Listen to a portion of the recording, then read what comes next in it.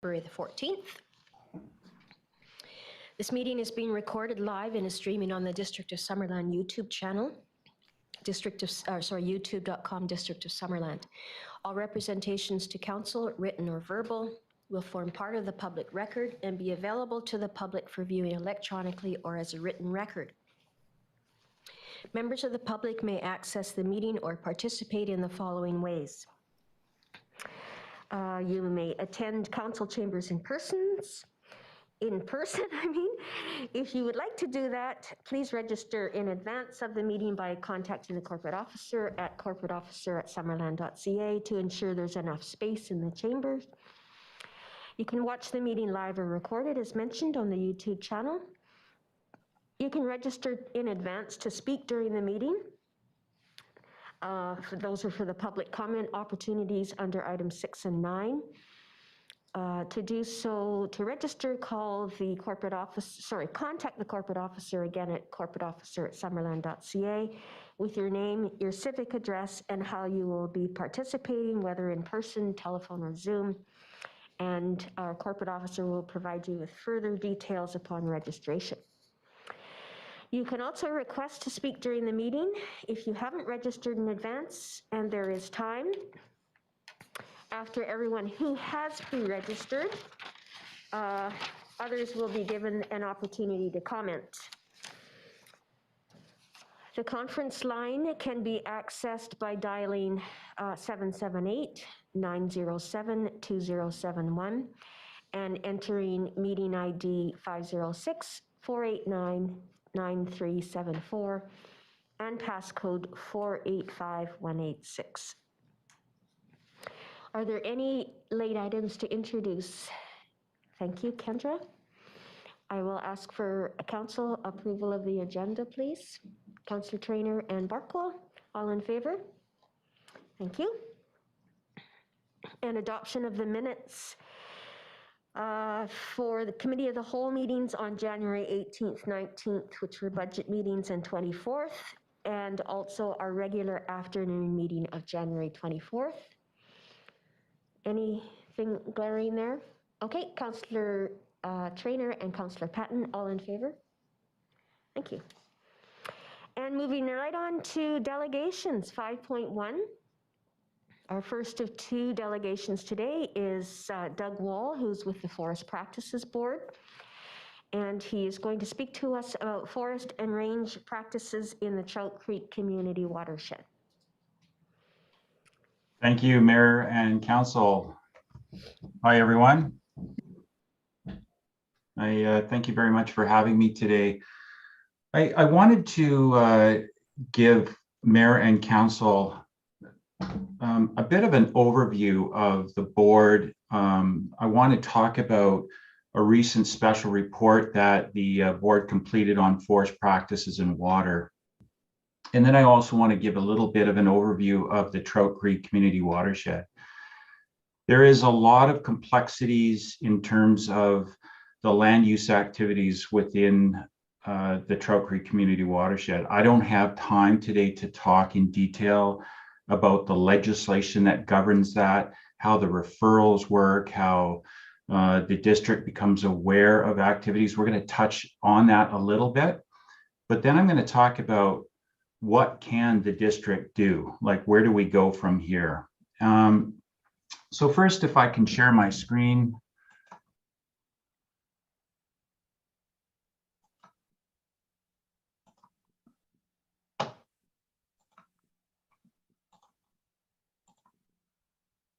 Can everyone see that? Yes, that's great. Thank you, Doug. Okay, so for the next 10 or 15 minutes, I'm going to talk, as I said, about the role of the board and issues around water. And why the subject of water? Well, in the board's experience, and the board has been established back in 1995, so we're in our 26th year. And for the those past 26 years, water has been front and center in terms of the work of the board, in terms of audit results of forest licensees, complaints that we investigate, or special investigations or special reports that we do. In today's talk, I'll give you an intro to the board. I'll got one slide about some of the factors affecting quality, quantity, or amount and timing of flow to the district's intake. I'm going to briefly summarize our report on water that was just released 2 weeks ago.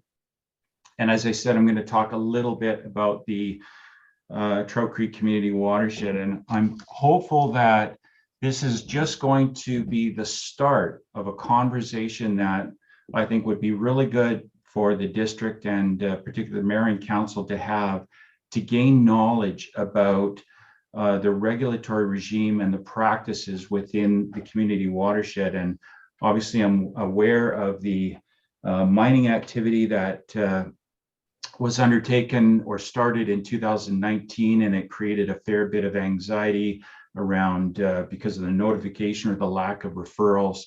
And I'm going to talk about that today a little bit, but in the context of forestry and range. So a little bit about the board. So it's a very small organization made up of about 25 staff. There's the staff largely made up of professionals, professional engineer, mostly professional foresters, several professional biologists such as myself. And our mandate is under, it's actually quite a limited mandate. It's under the Forest and Range Practices Act and the Wildfire Act. So the Forest and Range Practices Act governs forestry and range, so crown range on crown land across British Columbia, which consists of about 95% of the province. So again, it does not deal with private land issues, just crown land. And we are required by legislation to do compliance audits. So we audit licensees like Tolko Industries or BC Timber Sales or Gorman Brothers that you might be familiar with.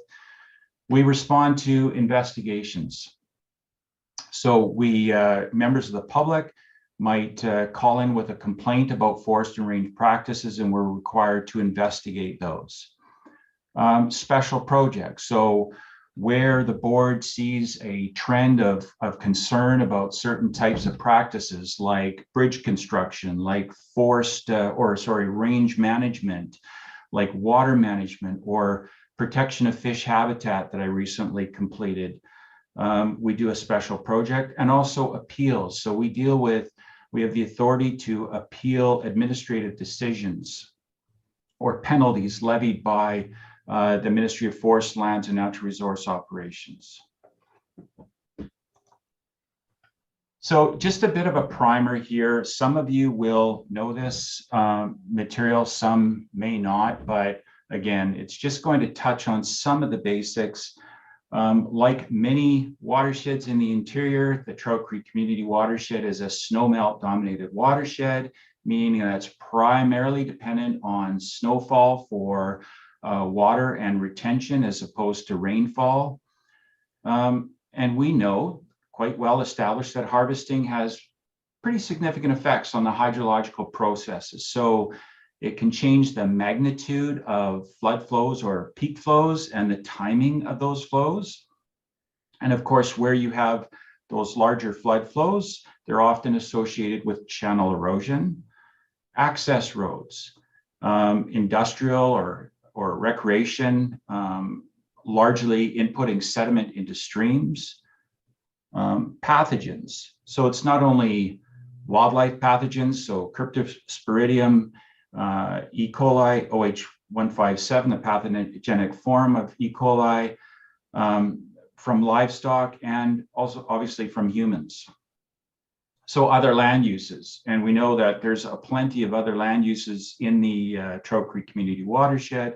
There's private land agriculture, dwellings around reservoirs, there's hydroelectric corridors, lots of recreation, and around sort of overarching, and this is really important here, overarching around all of these types of land uses is these wild cards around wildfire and climate change and how that's going to affect the hydrological cycle in the future. And I just, on this point around wildfire in the last fire season, I think there were around 10 or 12 community watersheds provincially that were affected by the wildfire just in the last season. So the Forest Practices and Water Report. So why did we do this report? Well, it was really an opportunity to provide input to the current engagement process that's underway for the Watershed Security Strategy and Fund that you may have been hearing about. And it's also raising awareness about the board's perspective of issues around climate change and water. And there's also a movement fairly well advanced already for some fairly significant changes to the Forest and Range Practices Act. I'm not sure I'm going to have too much time to touch on that today, but I'll have to save that for another time. So what did we do? As I said, since 1995, we've investigated over 38, or actually published 38 reports specifically dealing with water, 27 complaint investigations. And there's a difference between when we do a complaint investigation as opposed to someone phones the board with a concern about how forestry or range is affecting water. That's not necessarily an investigation. That's where we're trying to help our clients resolve those issues with forestry or range agreement holders. These are where we actually have a formal process of conducting an investigation. 8 special investigations. That would include an investigation that I led in 2014, looking at community watersheds across the province and how well forest and range practices are providing protection to water quality, quantity, and timing of flow, and 3 compliance audits. So to summarize that report, and I can send you the link to that, we identified 4 issues, and we have 4 corresponding recommendations that we've sent along in our report to the for the engagement process, is around the public and having an opportunity to provide input. Now, one of the challenges under the Forest and Range Practices Act is that the public has one opportunity to provide input, and that's when licensees prepare their forest stewardship plan, which happens once every 5 years. And the district also has an opportunity to provide input. And one of the challenges of the Forest Range Practices Act is that when we're talking about specific cut blocks or roads, the ministry doesn't actually approve those. They issue those permits, and most stakeholders do not have an opportunity, especially a legal opportunity, to review those plans before they actually happen. So cumulative effects. So Trok Creek Community Watershed is designated under FERPA, and there are some requirements to assess hydrological effects of harvesting, but it's limited. And most other watersheds around the province have no requirements for those cumulative effects. But even in Trok Creek, it's not really the cumulative effects of all activities. It's just dealing with the cumulative effects of forestry. So you still have those transportation corridors, utility corridors, private land, agriculture, and recreation, all those other issues going on, or land uses going on in the watershed that are not addressed in cumulative effects. And that's certainly what we found in our investigations and special projects around the province, is that, so it's not just forestry that's contributing to the problem, it's all of those land uses that are having some role. Sediment. So there's no doubt, in my own experience, I completed the special investigation on protection of fish habitat. I looked at 5 large watersheds around the province, and there's really no difference if we're talking about the importance of water for fish or the importance of water for drinking. When we're looking at probably the #1 effect of forest roads is the amount of sediment that is being deposited into streams. Now, keep in mind that this is something that is entirely preventable. So we have the knowledge.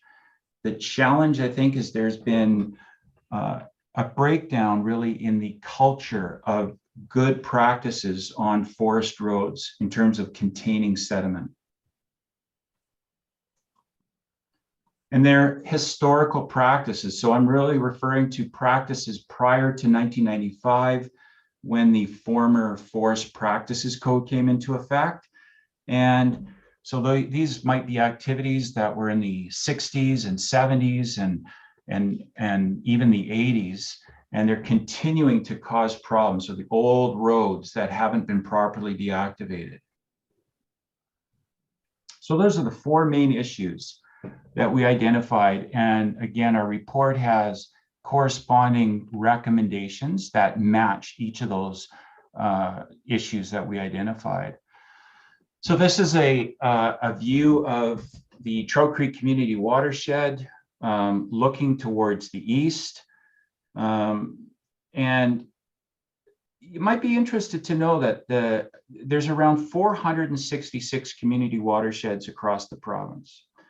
And the Trok Creek Community Watershed is about the top 3 provincially in terms of the percent of the area that's been harvested. So it's a significant amount of area in the watershed that's been harvested. Typically speaking, in a licensee's forest stewardship plan that they produce once every 5 years, in a community watershed, they typically propose to complete a hydrological assessment of the roads or cut blocks that they're planning to harvest. The challenge is that government doesn't see that report. They're not required to submit it. And you don't necessarily have access to those reports either. They're basically proprietary information. And that's a concern. It's a concern I've had in the investigation of community watersheds that I led. I required licensees to produce those hydrological reports in 48 watersheds. The board hired 2 professional hydrologists, and we identified numerous issues in those hydrological reports. That led to the board making a recommendation to the Association of Forest Professionals and Association of Professional Engineers to develop a standard for undertaking a watershed level hydrological assessment. Again, the challenge with the Forest Range Practices Act, because it's a professional reliance type legislation, so it relies on professionals to meet government's objectives for a variety of values, including water, is the licensees take on the risk. So government doesn't look at individual cut blocks or roads and say, you know what, this might be sort of like the straw that broke the camel's back, or there might be a significant impact to the resiliency of the watershed if you continue to harvest. Government stays out of that. Again, they don't approve cut blocks or roads once the forest stewardship plan is approved every 5 years. And so it's largely incumbent on the forest licensees to make those decisions. And this is where the district, and I've said this to a number of municipalities who have talked to me about these sorts of issues where under the Drinking Water Protection Act, they have a legal obligation to provide potable water to their users, but have no control in terms of what happens in the source watershed. And that's an ongoing issue. So if you look at, I'm just going to go to the previous, there's that white box here. Now I'm going to zoom in on that white box just to give you an idea of what's going on at really at the stand level. So this is out by Whitehead Lake, and you can see in the dark areas here, this is the remaining riparian retention. So the vast majority of the area on this slide has already been harvested. And the road density, I would say, in Trok Creek forest access roads is quite high. And there's a lot of sediment sources, and I wanted to point out, just in terms of the scale and magnitude that I'm talking about, is these 4 dots here. This is government's own information that they've collected through the Forest and Range Evaluation Program. And at these 4 sites alone, there's a significant amount of sediment that's being deposited into tributary streams of Trok Creek. And eventually that material is going to move through the retention lakes like Thirsk and down to the intake. So the role for the district is really about how to get ahead of the curve, so to speak, in terms of how do we get involved? How do we sort of maintain or act as that oversight for what's happening in the watershed? And this is the same types of issues or concerns that many other water suppliers confront, is how do we get involved? So you might be familiar with the District of Peachland. They've got a watershed committee, and source water protection is pretty front and center. They're beginning that dialogue in terms of, okay, how do we get involved? How do we know what's happening in the watershed? How do we voice our concerns? And this is something that I think the district really needs to give some good thought to. The district in 2012 did its, I think, 2nd iteration of the Watershed Master Plan, which is really good. It is mostly around water quality, the infrastructure, distribution of water. It's not really dealing with land uses, although it strongly recommends in that plan that the district get ahead and start creating a framework of knowledge and engagement. So those are the 2 things that I really endorse for the district to think about, is knowledge and engagement in terms of how do we get to understand what are the land uses and the extent of those land uses in the watershed? What are the impacts that those land uses are having? Who's responsible for those impacts? And how do we resolve them? So again, I'm going to encourage you to have a good review of the board's recent report on forestry and water. And really it provides a good context for the issues that we found provincially and that I'm quite aware of in the Trok Creek watershed. They don't really differ. And the good news is that if we work towards addressing those issues, it's going to go a long way to watershed security. You have to say, though, that we have a very long way to go. And as I recommend to many water suppliers around the province, you have a really critical role. And that's something that I can work with the district to sort of lay out, like, where do you start in terms of trying to understand what's happening in the watershed and how you act as a voice to set what your concerns are, not only about what's happening now, about the future as well. Any questions? First of all, thank you so much for that presentation, Doug. I know that work is being done at the staff level following our watershed management plan strategic priority. But there are some councillors with questions. I'm going to begin with Councillor Barkwell and Councillor Holmes. Thank you very much, Mr. Wall.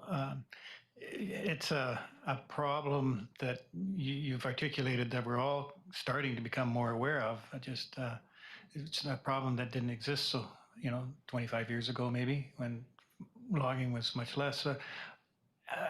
But what specifically can we do to get a voice at the table to protect our interests when these plans are drawn up, the 5-year forest harvesting plan and such? I'm not. I didn't hear exactly what we can do. What's our next steps here?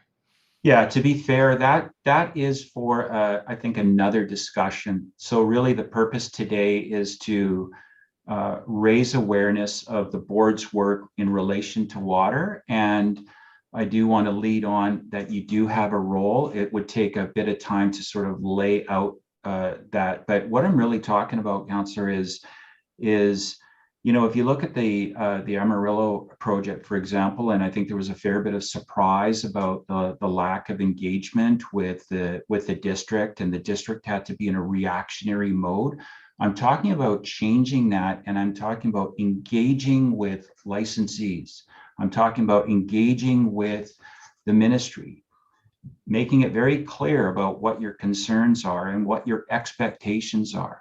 I'm possibly also talking about having a higher level of knowledge about what's going in the watershed, so that, look, there's sediment sources out there. We expect them to be addressed, and we're watching. We expect that licensees, together with government, start planning for wildfire and climate change. If you look at the amount of harvesting in the watershed, and we hear this term about resiliency, well, what's going to happen if a wildfire sweeps through the Trok Creek watershed and we don't have a resilient forest? And we need to work towards that, because I assure you that if a wildfire does sweep through the watershed, as some have around, for example, there's the Trout and Dickey watersheds around Lillooet, that it caused the supply of water to have to be shifted to groundwater at a major, major expense. So we need to start planning that and thinking about that. So the role of the district is to really holding the feet to the fire, in summary. But I can talk much more about what that looks like in a future session. Thank you. Councillor Holmes. Yeah, thank you, Doug. You're probably aware that we are starting a source water protection plan, and I trust that we could, our staff will be able to use you as a resource for that. I trust that you're probably aware of the OPWB's source water protection kit, and they talk about in that kit about setting up technical advisory committees, and they've done this in the North Okanagan, which you might be aware of, where you have the different industry are part of this technical advisory committee, I guess. And is that the sort of thing that you would see us being able to set up and how we could get involved and engaged?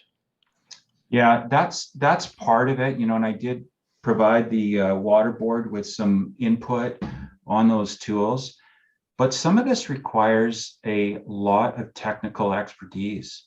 And the challenge is, so when a licensee, let's say, prepares a hydrological assessment for some proposed harvesting, it's unlikely that a technical committee would have the knowledge and experience to critique those types of assessments. And so it's understanding, first and foremost, is I think the mayor and council have to be quite well informed about what's happening in the watershed.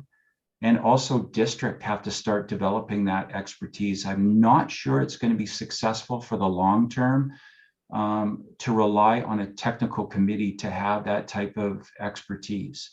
Other municipalities, they've brought on staff with that type of expertise. There's models where they've cost shared those arrangements with other municipalities, and it has been successful. But there is work that the technical committee can do, absolutely.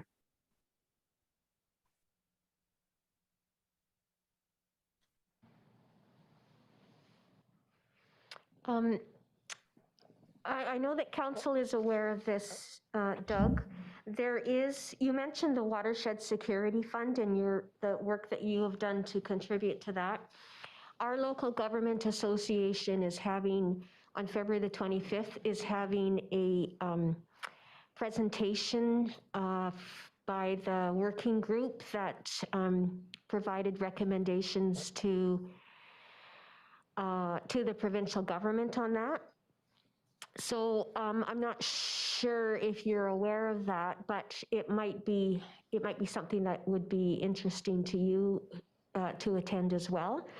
I did want to ask you a question. You mentioned the professional reliance model. My understanding is that has there's been a review, and that particular model has been set aside. Is that not? Am I incorrect on that? Yeah, so that's not completely accurate. So changes to FERPA have been introduced into the legislature, and what's going to happen, but it's going to be over a pretty long time frame of about 10 years. So the new legislation will bring in a term called forest landscape planning. And a landscape plan might be something like a tree farm license or a district like the Okanagan-Shuswap Forest District. And it will set objectives for a number of different values. In our board's report, we suggest that water always be a value of importance in those plans. And then what licensees are going to have to do is develop a forest operations plan, and they're going to have to show how they're going to meet all of those objectives. But I think the professional reliance model is here to stay, and it's absolutely incumbent in that context that the municipality, and I say this to all municipalities, that they strongly engage and develop those relationships with the operators on the ground, not just forest licensees, but also government and the other industrial and recreational users in the watershed, and have knowledge about what's happening in the watershed and have the ability to technically challenge and question. And that's really important, technically challenge and question what's happening in the watershed. So if you probably recall, for the Amarillo project, the district retained Don Dobson to provide some input, like to really help council understand what the issue was. Well, and it's really interesting. I'll just snippet from that. There's a mineral extraction project that you weren't really aware of. And I thought to myself that in terms of forest access roads, because you are obviously in some areas blasting and going through bedrock, well, there's possible issues around acid rock drainage. And if you're in an area of a mine site and you're also building roads in those same areas for forestry, shouldn't you have similar concerns about forest access roads and possible contamination of water supplies? I think you should. So it's all about getting that, for staff and for council, is getting that level of knowledge about what's happening, but strongly engage the land users in the watershed. Okay, thank you for correcting me on that. It's unfortunate that we're still in this position, but like you said, that's the way it is. Does anyone else have questions for Doug? I'm wondering, now I recognize that you have a full-time job, Doug, but I'm wondering if it would be possible, well, first I'll gauge the interest of council, if it would be interesting to have more of a committee of the whole session with Doug, and so he can bring us up to date on specifics within our watershed. I've been up to the watershed with Doug before and seen firsthand the impact of poorly made and maintained forestry roads.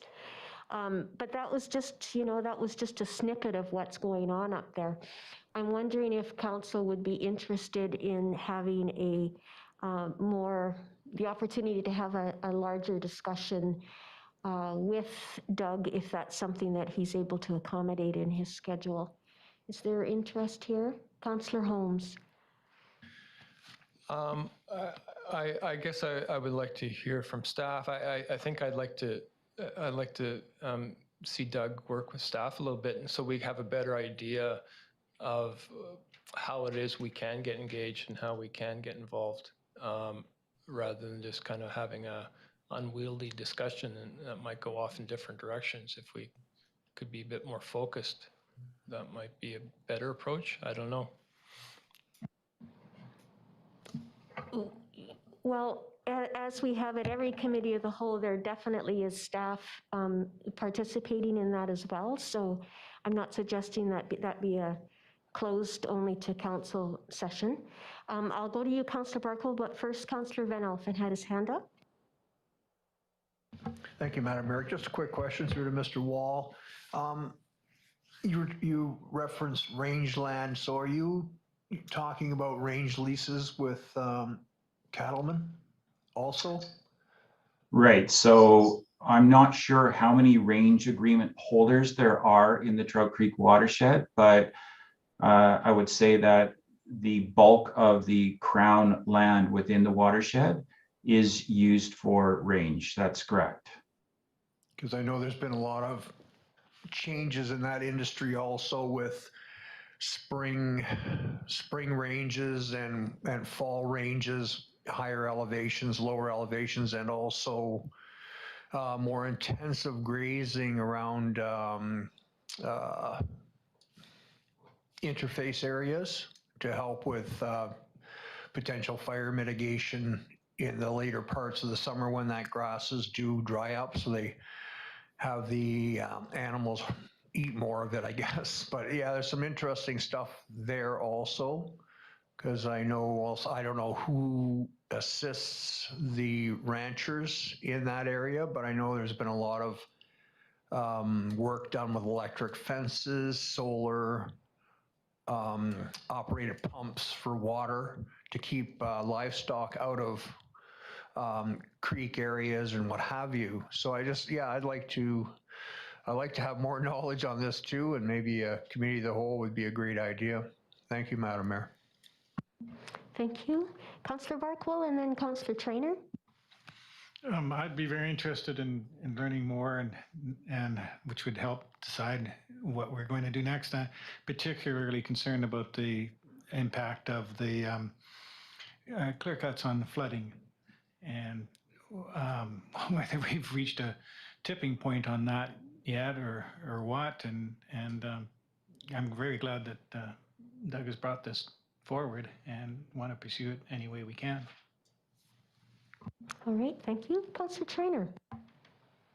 Hi, Doug. Your presentation was really interesting. To be honest, it's all kind of overwhelming when you present all these issues at once in 20 minutes. It's like, oh my goodness. So I think, at one point you said that you could help us.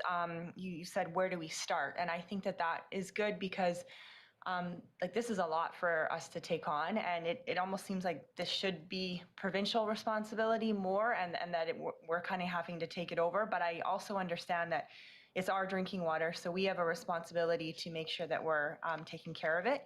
So I think if you were to come back and kind of give us a plan where we could be most effective, that would be really good, so that we have a place to start, and we're not getting overwhelmed with where do we go.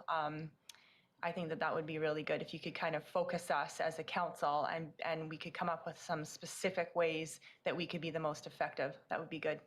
Thanks. Okay. Okay. I'm wondering, I'll just throw this out there, if this might be another opportunity to engage with the Penticton Indian Band on this particular matter. The watershed, of course, it impacts them as well. Just a thought that there is another opportunity there to have those that council and staff at the table as well, so we all hear the information at the same time and can work together on how to approach this. Just a thought. Okay, so I guess it gets, Doug, we've heard, at least from the majority of folks here, that this is something that would be of interest for council and staff, at least at the district. And I don't know how that might work with you, the work that you're doing. I know that there's a lot of stuff going on for you. So if you could give some consideration to that and then connect with our corporate officer to set up some time to have a larger discussion at a committee of the whole where, you know, it's less formal, that would be great. Okay, and you know, prior to that time or after that time, certainly let staff know I'm here and I can answer any questions that they have in the interim, but I'd be happy, or the board would be happy, to talk to the district further about the specifics. Okay, that's great. There are staff in attendance at this meeting, so our CAO, of course, is here, and he's nodding his head that he's taken that in. So thank you again so much, Doug, for bringing this forward. It certainly meets with one of the priorities that we have on our list of strategic priorities. Thank you very much for having me. Have a good day. Thank you. Okay, as I thought, there was a fair bit of interest in that particular topic, and we're way behind time. Kristen, I see you and Leanne. Hello, both of you. Thank you for your patience as we got through this. Please carry on with your what you'd like to present to us on the proposed highway sign.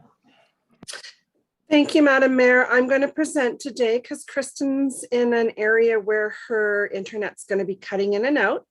So we'd like to thank you and council for allowing us to present today in regards to our directional signage.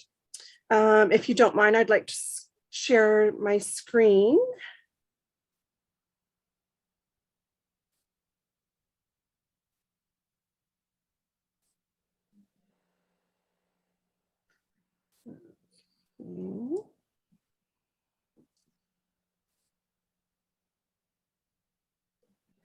So as you guys have seen around town, we've been doing a Shop Local Winter Series, and we were provided by the BC Chamber and Government some funds.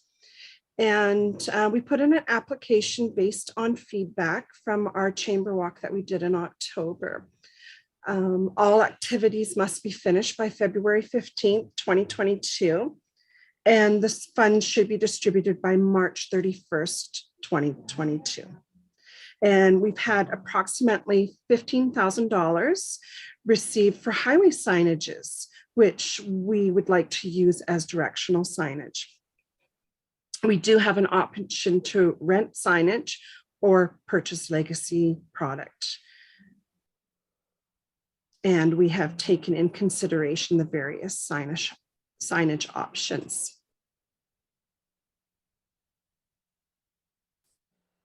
The campaign message that we would like to be on this directional signage is Shop Local Saturdays, Shop and Win.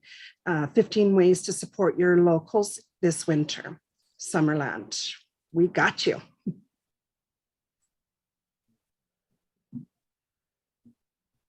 Why directional signage? Number one, expressed concern by the downtown businesses was when asked how to increase traffic into downtown. This was one of their main concerns. Currently, there is no adequate directional signage in place on highway. And this directional signage can assist in educating commuters about what Summerland has to offer.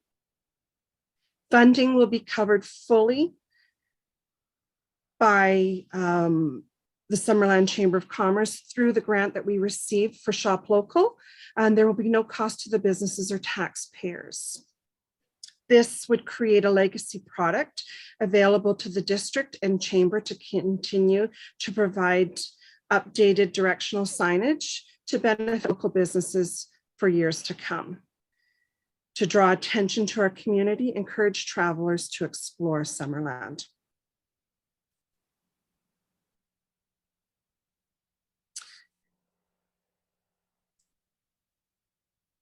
So this is kind of what the directional signage could look like.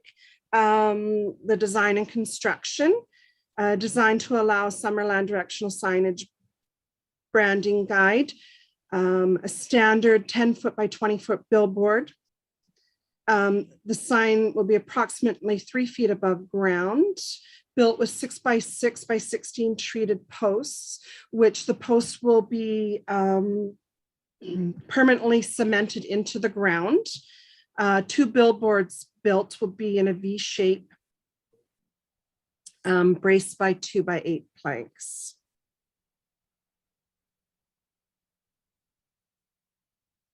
So this is a mock-up of what it could look like when you're heading south, heading north towards Peachland.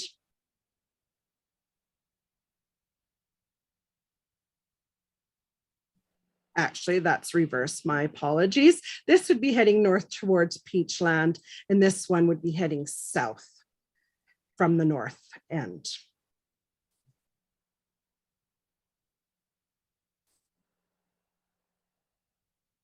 This is what one of the possibilities of what we were looking at for the signage.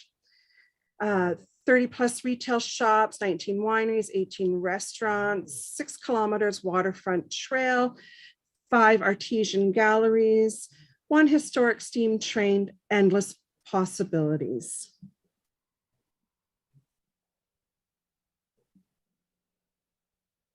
And this would be the sign on the other side, which is the same. Costs and responsibilities, initial cost of the purchase and install covered by Shop Local grant. Again, this is monies that we received from the BC Chamber of Commerce through the Government of Canada. We would have the insurance, signage changes every 2 to 3 years, and regular maintenances would all be responsibility of the Chamber of Commerce.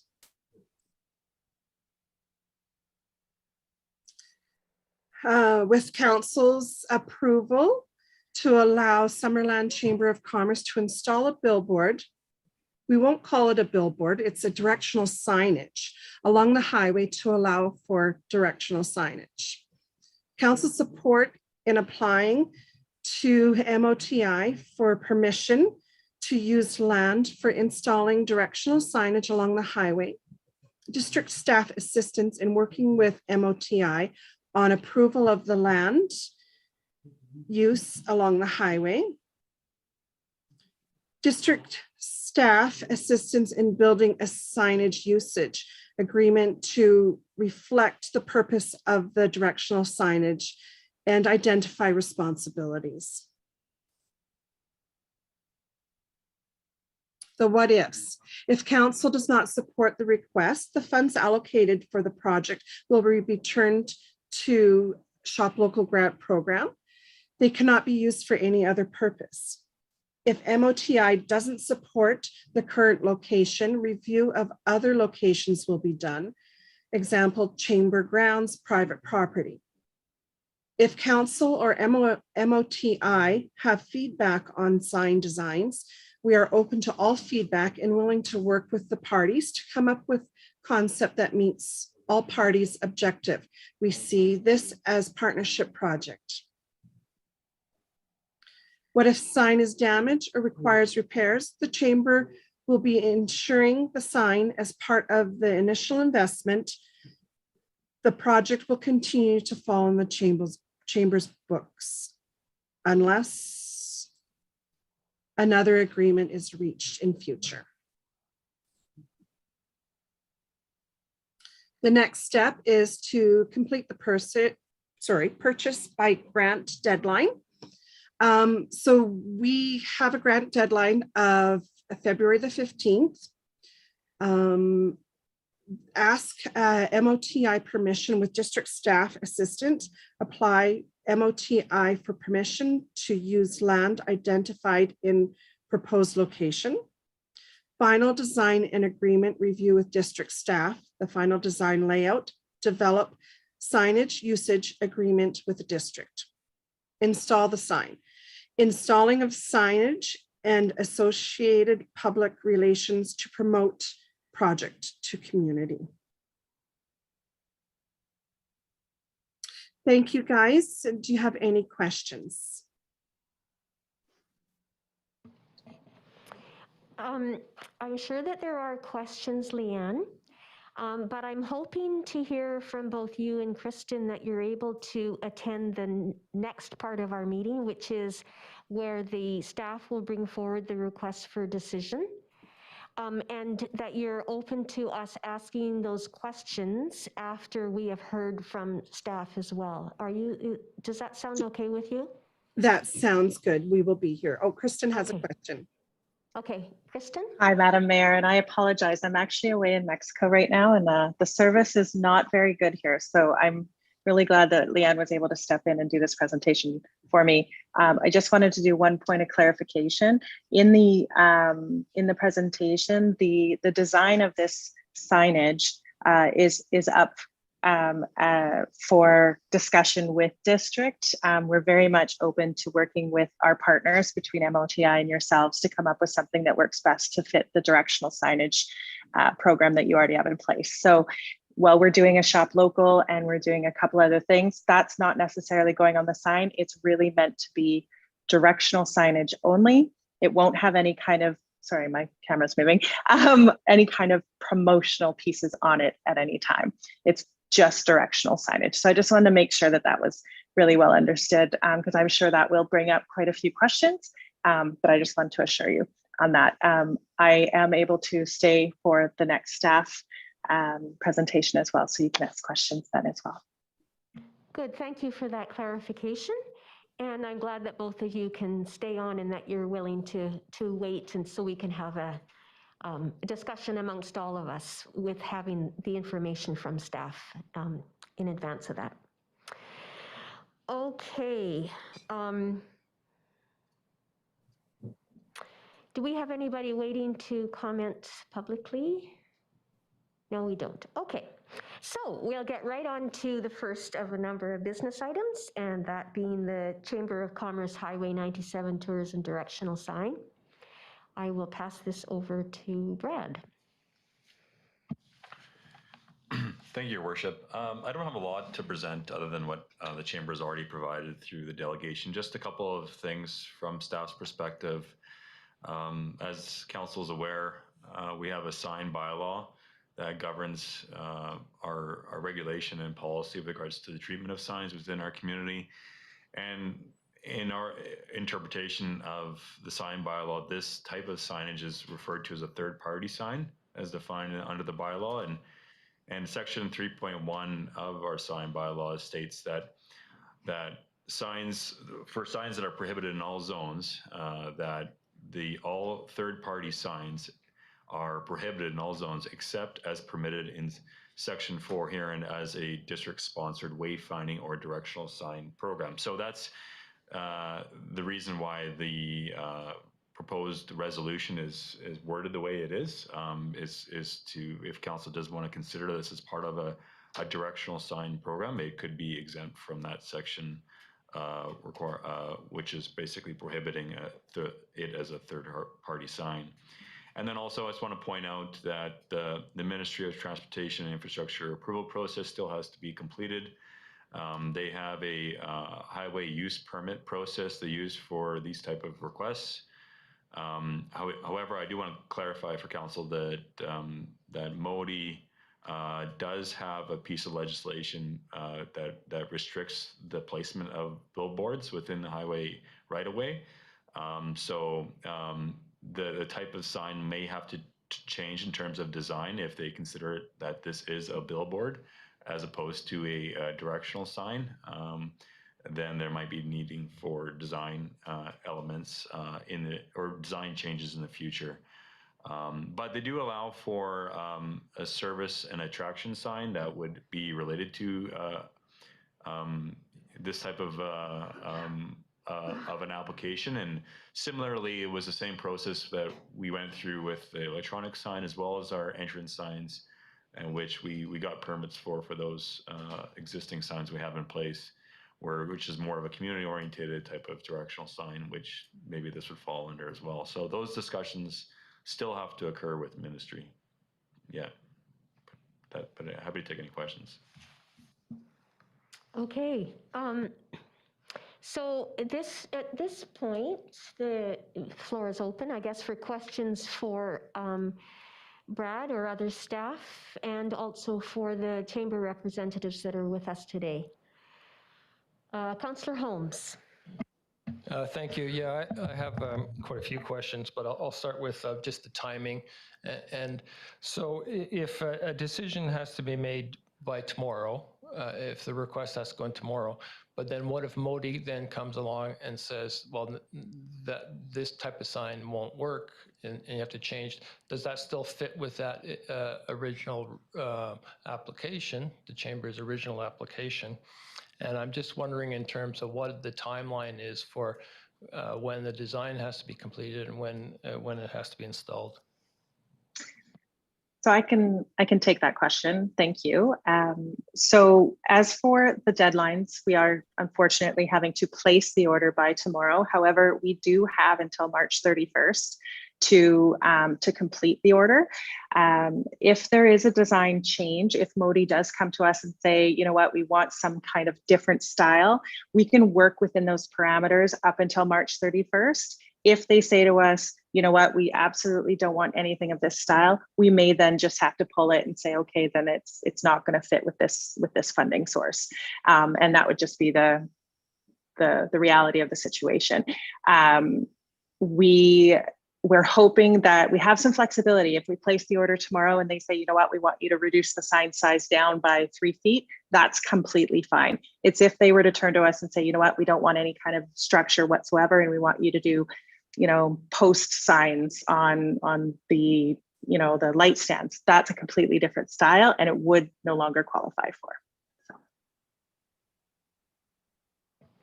Okay, thank you. I'll circle back to you, Councillor Holmes. Councillor Carlson.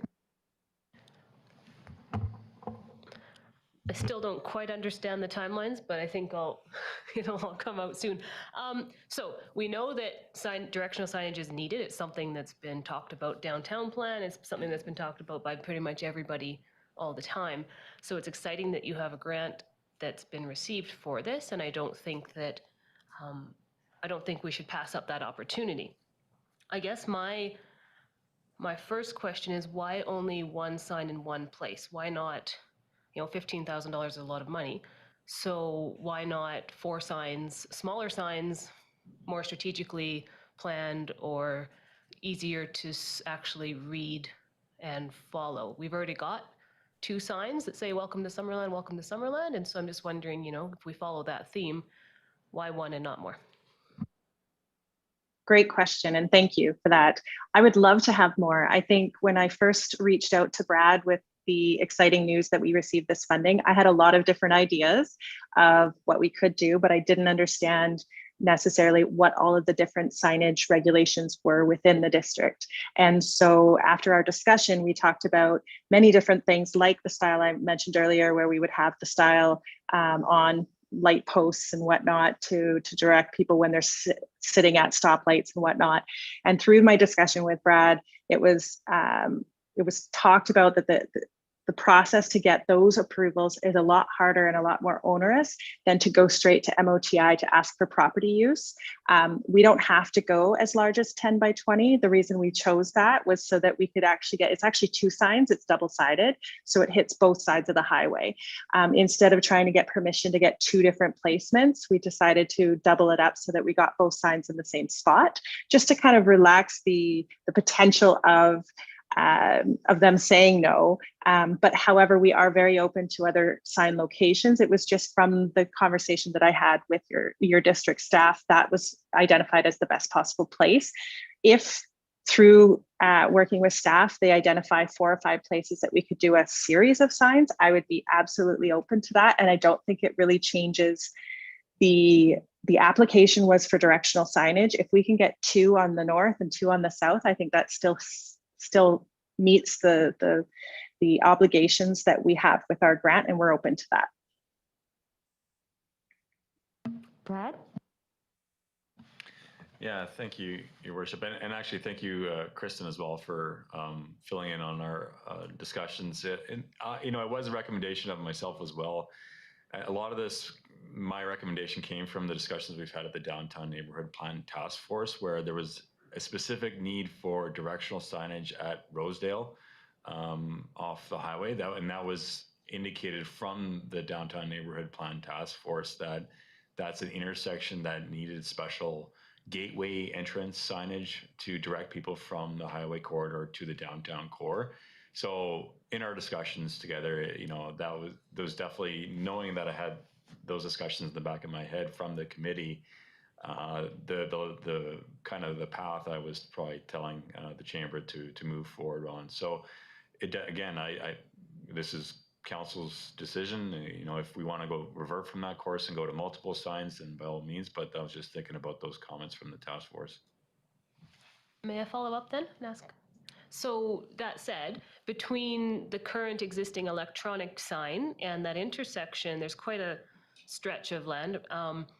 So why wouldn't we be able to put multiple smaller signs between those two, for example? I understand from Kristen that maybe there's an MOT process, but would there be a bigger process from MOT? I mean, maybe MOT would prefer to have 5 by 10 signs instead of 10 by 20. I don't know, but I just wonder if you even know whether 2 would be harder to place than 1.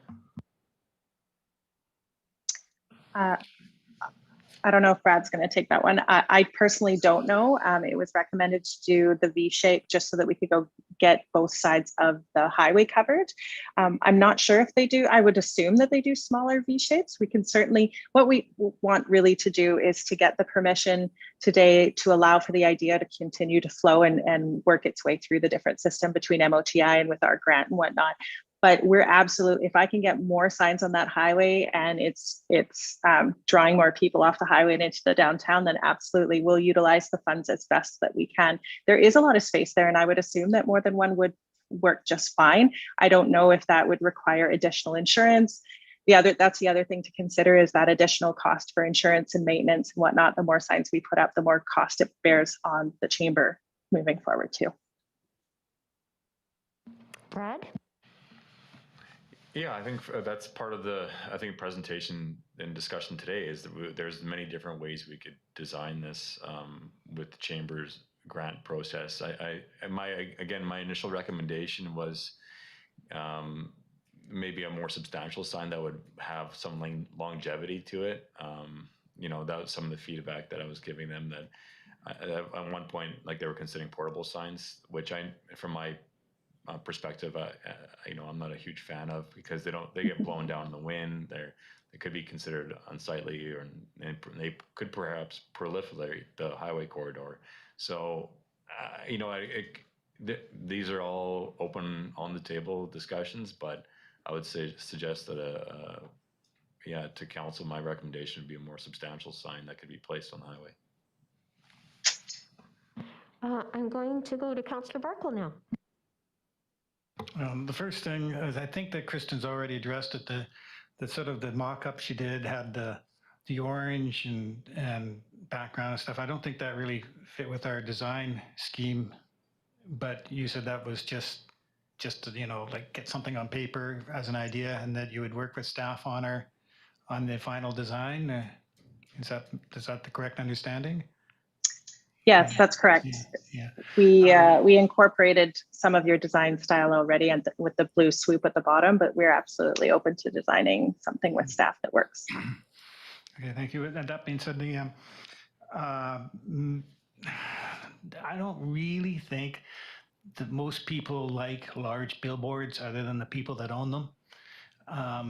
I would really prefer to see something that fits with our current size and design of directional signs. I note that there are some big ones we have that only have one thing on them. I think a large sign is a last resort if you can't get approvals for other places, and your money hopefully will go further if you've got, you know, something on the entrance, something that says the lakeshore, although we do have something that says to the lakeshore, I think, on the highway down at the bottom of the hill. But you know, there's more that can be done. So anyhow, that is where I sit on that issue. I think I'm kind of in the same mind frame as Councillor Carlson on that. Something a little less intrusive and a little bit more styled than the big billboard. Thank you. Councillor Van Alphen. Thank you, Madam Mayor.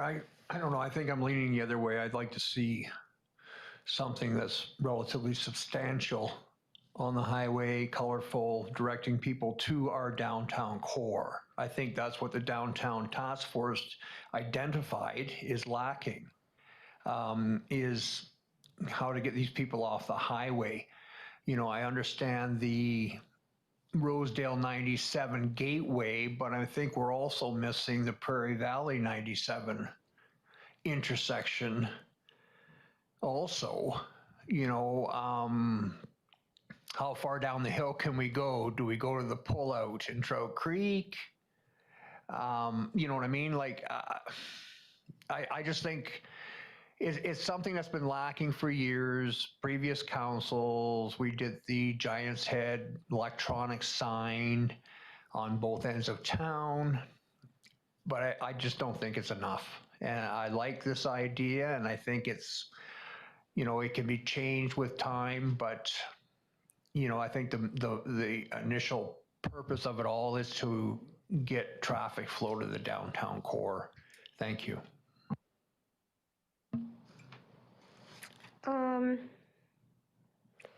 Okay, before I go back to you, Councillor Holmes, I have a couple of questions and comments. I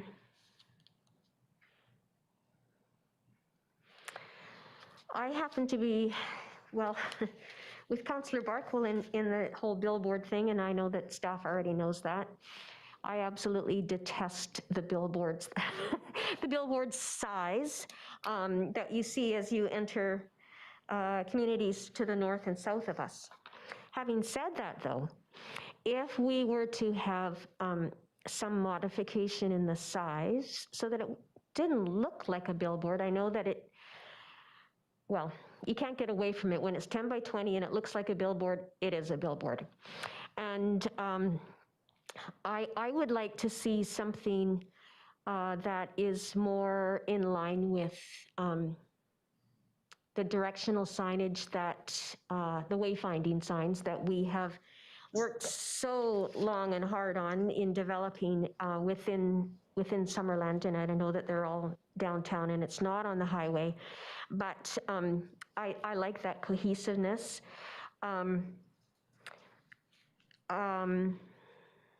I have some thoughts on what actually shows on the signage, but I'm not going to talk about that right now because this is just a mock-up, and that's not what you need at this point.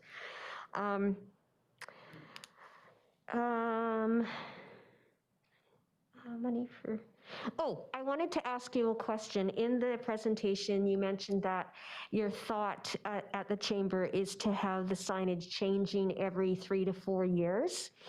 I'm wondering where the funds, like if you're going to have a line item in your budget every 3 or 4 years to make those changes. If this, So I can address that billboard question. kind of concept flies. Yeah, absolutely. Thank you, Madam Mayor. I would say, you know, every 3 to 4 years is what they recommend with this style of billboard to replace them. However, it's not necessary. I just, from a marketing standpoint, I would suggest that it may look to be needed to be updated every 3 to 4 years to follow with the messaging of the city and your branding and everything else, as well as what's going on with tourism in the community. You may want to have it remain fresh every 3 to 4 years was our idea. We could put something on now that has a longer lifespan of up to 10 years for the skin, is what they call it, the actual ad material that goes on. Every 3 to 4 years, yes, we would have it in our line item. However, we would have to look at whether that goes under our tourism and or our chamber budgets and what that looks like with responsibilities. Again, we want to still work with the district to see what that all looks like. It really just depends on how this all flows. If the city is interested, or sorry, the district is interested in working with us on this, then that's kind of the next stage, is getting the order placed with the sign company of whatever the size is, and then working on the agreement. That's a piece that Leanne spoke to in the presentation, which was working together on an agreement on how this sign is going to be used. We want to make sure that it is a legacy product, but we also want to make sure that it maintains its usage when, you know, myself and Leanne are gone from the chamber and others are gone from the district. It remains a legacy product that they can use for many years to come for the purpose of signage, directional signage only. And that's a really big piece for us, is that this isn't meant to eventually become a promotional billboard. That's not the intention whatsoever. And so we want to work with you guys on that. Thank you. I'm going to go to Councillor Holmes and then back to Councillor Carlson. Yes, thank you. So first, if I may, just give my comments on the design. First of all, I think the text has to be sans serif. I don't think you can read serif font in a car from a distance at all. That's why all highway signs are sans serif. To me, it looks too cluttered. There's too much text on a sign like that. You wouldn't be able to see that or read any of that in a fast-moving car. And I question having that's really specific information.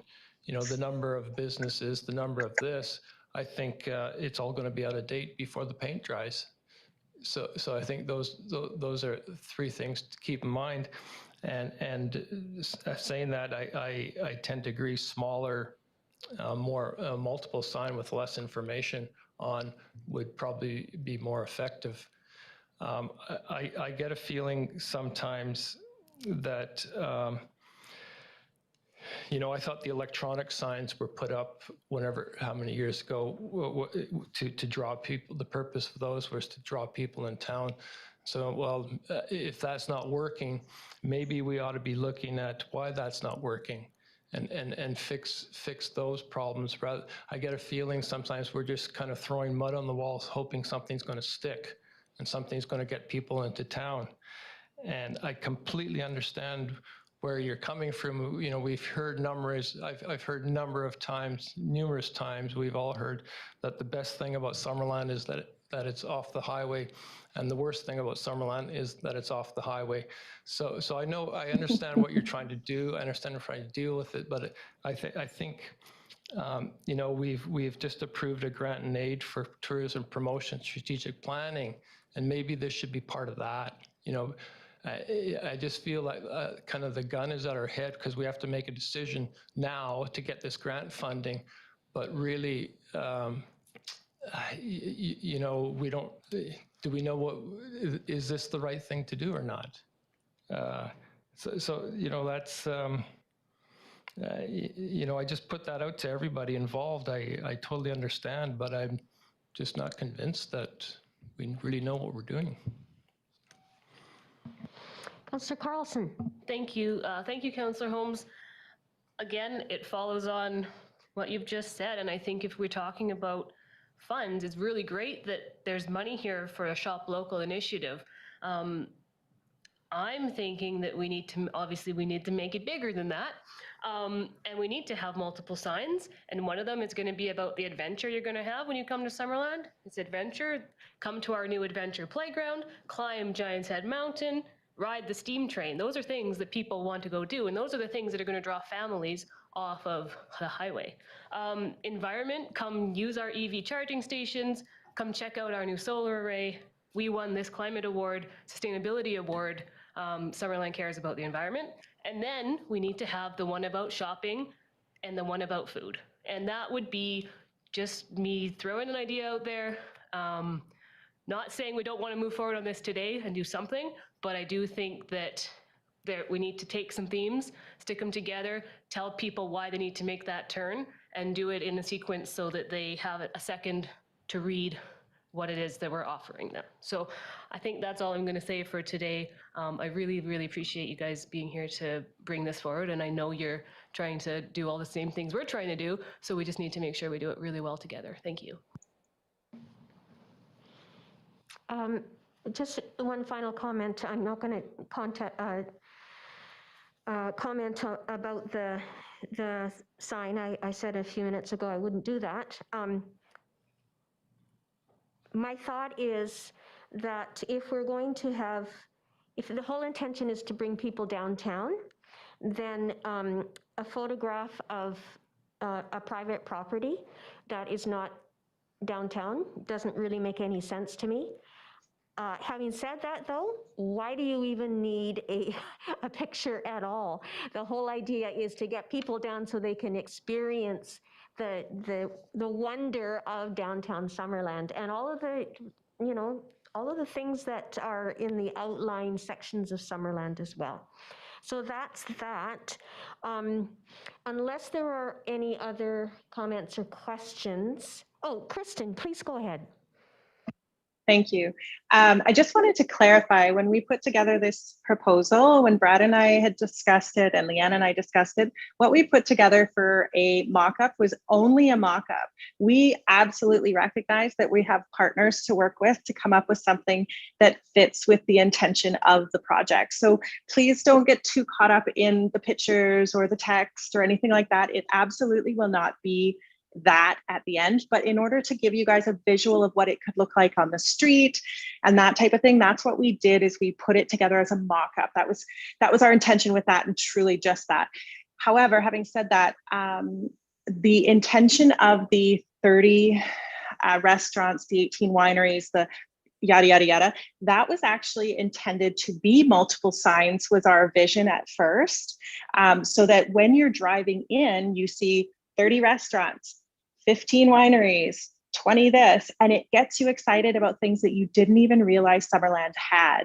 And then you get the next sign where it says turn right for all these endless opportunities. That was our intention at first. It was through conversations with district staff as well as council, our board and whatnot, that we thought, let's just make it simple and just do one sign. But if the city's intention or preference would be that we did a couple of them, absolutely, that would be mine as well. Leanne's shaking her head, absolutely, because that was our original thought. And that's where we came up with that whole 30 restaurants, 18 wineries, 6 kilometers, because when you see those things and you've never been to that community, it kind of stops you in your tracks and goes, oh, I didn't know I had 6 kilometers of trail. I want to go there. So that was the intention of that. But please know, we are absolutely open to the design elements. We understand that this is a lot to ask in a very short period of time. Unfortunately, we couldn't get to you guys sooner to give you enough of this to make a decision sooner. When we got the grant funding, we were quite shocked that we were able to accomplish this, and we wanted to get this out to you as soon as possible. Unfortunately, we were working with very short deadlines. But there's still a lot that needs to be decided. We just need to know that the city wants to work with us, or sorry, the district wants to work with us to see this come to light. Okay, thank you for that, Kristen. I think we've talked enough about this. I am going to ask for, Councillor Barkwell? I was just going to put the motion forward. Please, thank you so much. That council supports the Chamber of Commerce proposed sign located on Highway 97 as a third part, or let me rephrase that. The council support the Chamber of Commerce proposal for signs located on Highway 97 as third party signs for a district. Let me put my glasses on. Sponsored wayfinding or directional signage in accordance with sign bylaw number 213 26, and direct staff to work with the Chamber in gaining Ministry of Transportation and Infrastructure approval of the signs placement. Thank you. So the change was the plural. Plural. Yes, yeah. okay. Leave that possibility open. And Councillor Patton, you're seconding? Okay. I think we have had adequate discussion on this. Would you agree, Council? Okay. I'll call the question. All in favor? And none opposed. Thank you. Thank you. That carries unanimously. Oh, sorry. One brief follow-up from Councillor Carlson. Thank you. I think it's important also that we talk about how we brand Summerland and what, and if we do have a proper slogan logo, because it seems to change quite often. And I don't think that that's something we've actually properly dealt with in the last few years or, decades. So the spirit of Summerland never ends, turned into take your time, and now we're doing something completely different. And I don't think that we've had a chance to talk about that. And I do think it's really important that we, no offense, but I really don't like "we got you." That's just why I put it out there, because it's the third or fourth one I've seen in the last 5 years, and it's the first one that makes me go, oh, I'm not sure if that's how I really want to brand my community. So I know that's not necessarily up to council, but I do think we should have that conversation if possible. Thank you. Okay, so thank you again for your patience in working through this with us. And you have the full support of council to work with district staff. And good luck in the process coming forward. It'll be interesting to see what comes up. Thank you Okay. so much. Thank you. Thank you, Madam Mayor and Council. Enjoy you're welcome, Leanne. Enjoy your time, Kristen, away. Thank you. And, thank you, Brad, for your continuing engagement with the Chamber. It's really Yes, thank you, Brad. All right.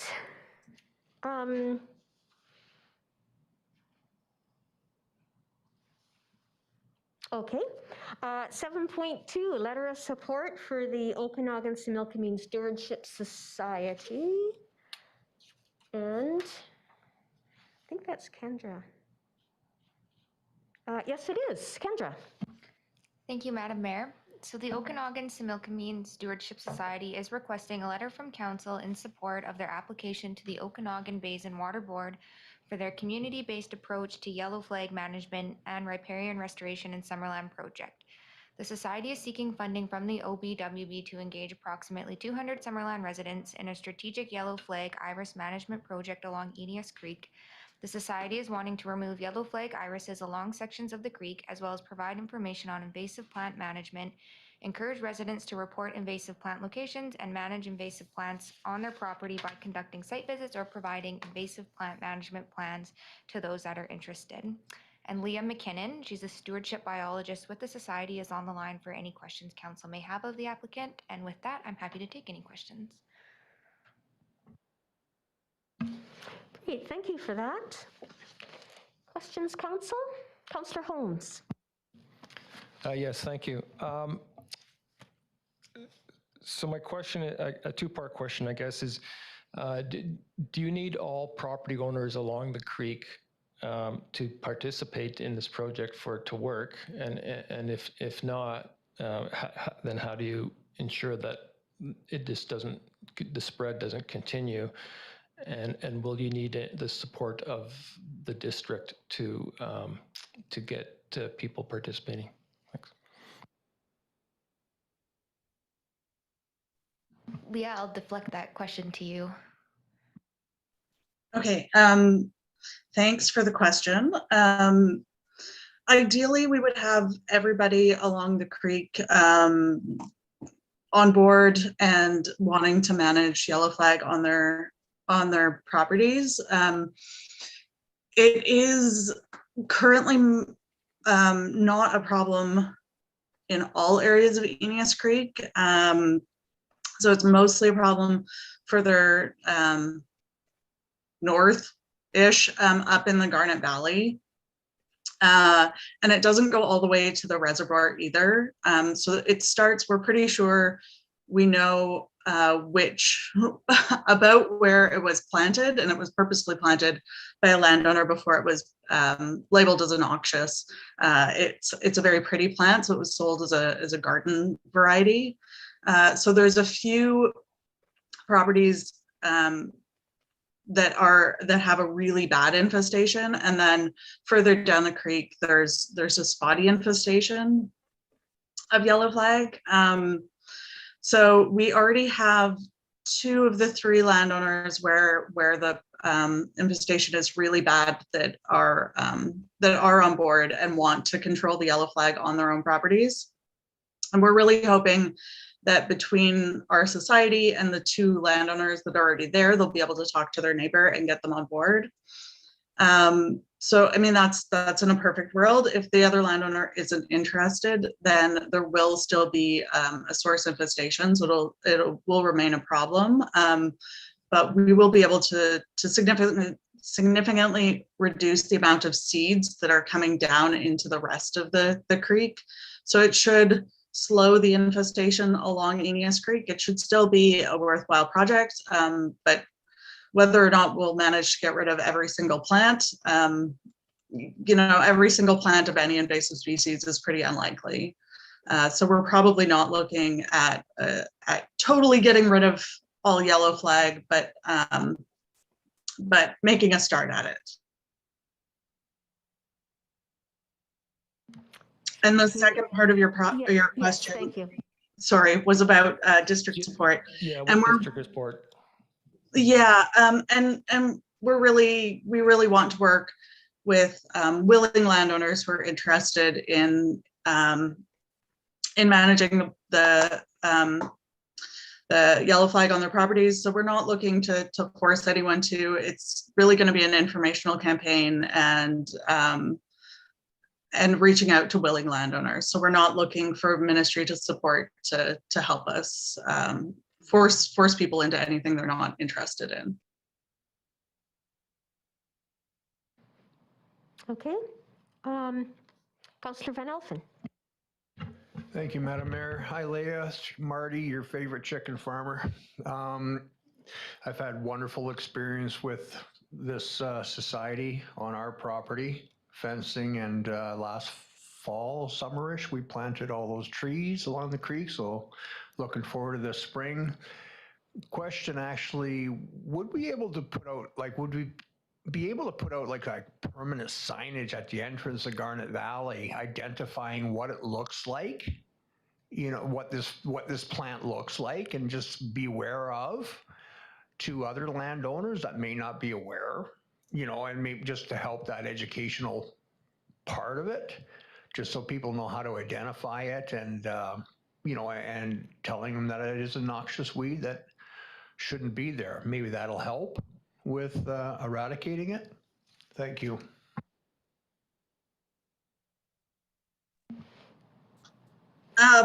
We don't currently have any plans to do any permanent signage, but we should have funding that we would be able to use for that if that's something that that is of interest.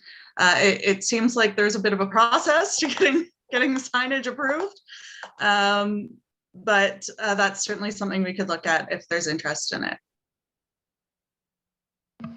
It's not on a highway, so it makes it easier. However, having said that, it does, at least from the material that we have in our package, it does state that you're working with the landowners and providing them information and that kind of thing. So that, I think that goes a long ways, because it's really targeted to the people where the yellow flag iris might be of concern. I'm not saying don't pursue the flag, don't pursue the sign. I'm just saying that it seems like you've got a fair chunk of the information piece covered already. I have one question and then one comment. The benthic barrier that you speak of, is that something that is just put on the ground? It doesn't actually interfere with the water course? Yeah, so it's a PVC matting, vinyl coated PVC matting, and it's actually staked down into the ground with like big nails, just to hold it in place so that it doesn't get picked up if the water level rises and end up clogging up anyone's creek. So it just goes over the ground. We wouldn't want to have it. It might go under the edge of the water line, but we wouldn't really be having it like down in the creek bottom. So yeah, it's just over the ground, and it would be there for probably a year before being removed. Okay, thank you for that. And then this comment, oh, except that Brad is not here. I'll just put this comment to our CAO, and that is if this project is supported, or if they get the funding that they're looking for to do this project, and I think it's a really worthwhile one, it would be terrific if the work that the district is wanting to do on Eneas Creek is kind of done in coordination with the timing of this. And I don't know if it's possible or whatever, but I'm just throwing it out there. It would be really nice to have I guess more of a coordinated effort, not looking for additional funding, but a coordinated effort on that particular thing. Any other questions for, yes, Councillor Holmes?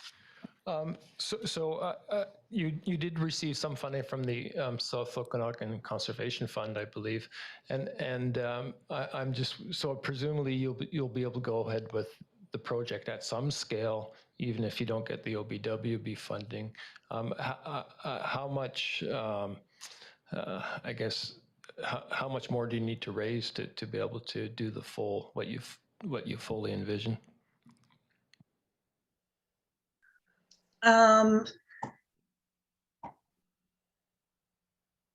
So our OBWB application is also including some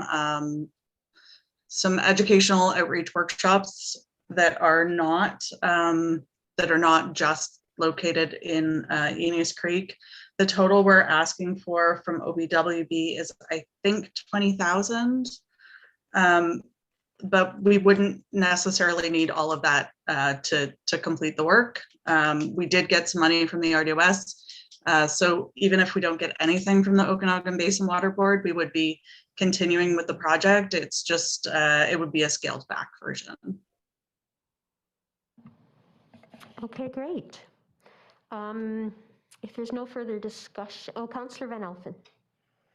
Would you like to bring forward the resolution? I would, Madam Mayor. Thank you. That a letter be provided to the Okanagan Simalkamian Stewardship Society in support of their application to the Okanagan Basin Water Board for their project titled Community-Based Approach to Yellow Flag Management and Repairing and Restoration in Summerland. Thank you, Councillor Van Alphen. Seconder? Councillor Holmes. Further discussion? All in favor? That carries unanimously. Thank you for your time today, Liam, bringing this forward to us. Thank you. On to 7.3, 2022 to 2026 Financial Plan, Bylaw number 2022-001. Thank you, Madam Mayor. So over the past 5 months, Council has been actively involved in budget discussions.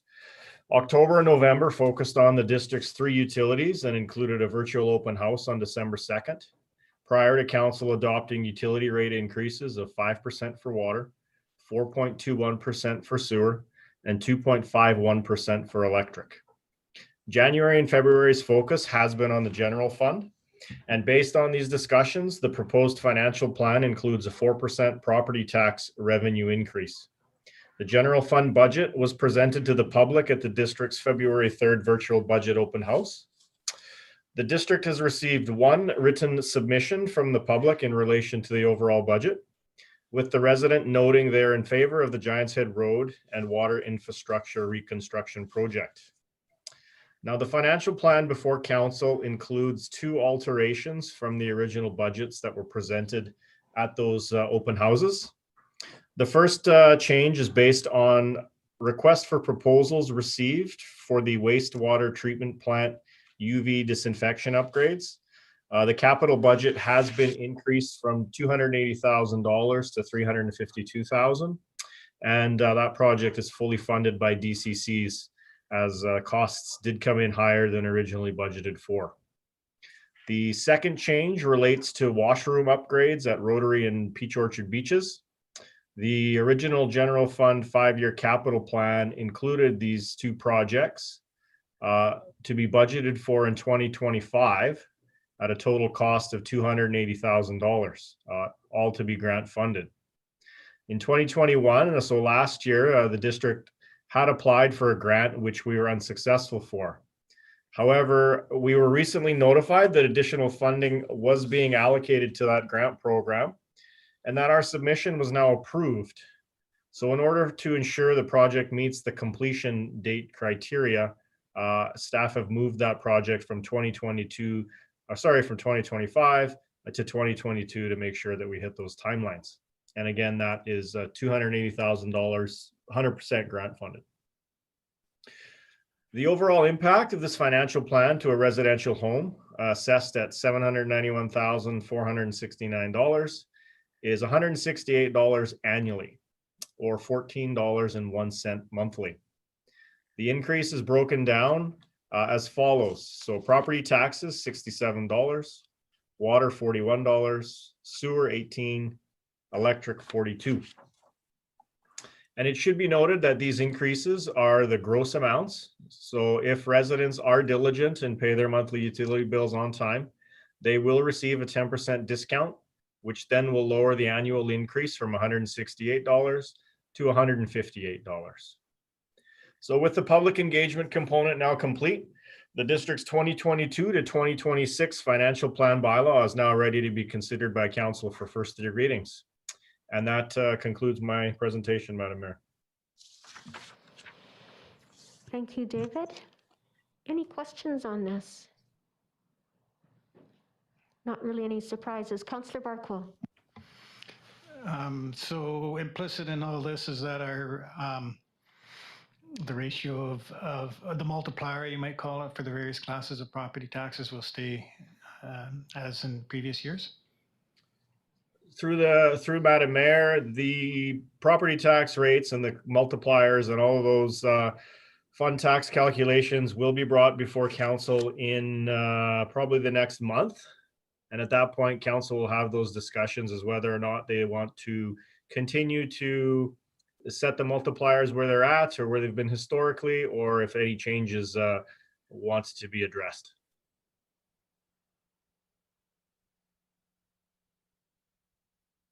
Any other questions? Could I have someone bring forward the first, second, and third reading, please? Councillor Van Elfen. Thank you, Madam Mayor. That the financial plan 2022-2026 bylaw number 2022-001 be read a first, second, and third time.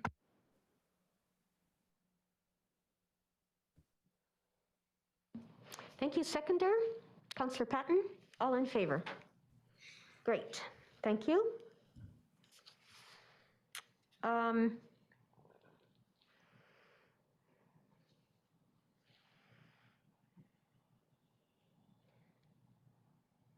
Okay, so we're going to have a little bit of change in the agenda. We're going to temporarily skip over 7.4. We'll do 7.6 and 7.7. They're short, and then have a break, and then we're going to double back to the 7.4. If we don't have enough time to discuss that, then we will defer the remainder of the discussion to this evening's agenda, which is really light. All right, so on to 7.6, SILGA resolution, benefits for local elected officials.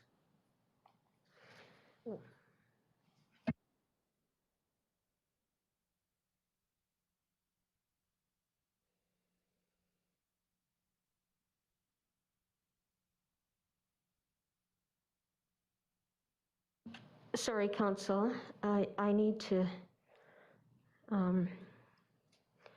bring this up on my computer as well.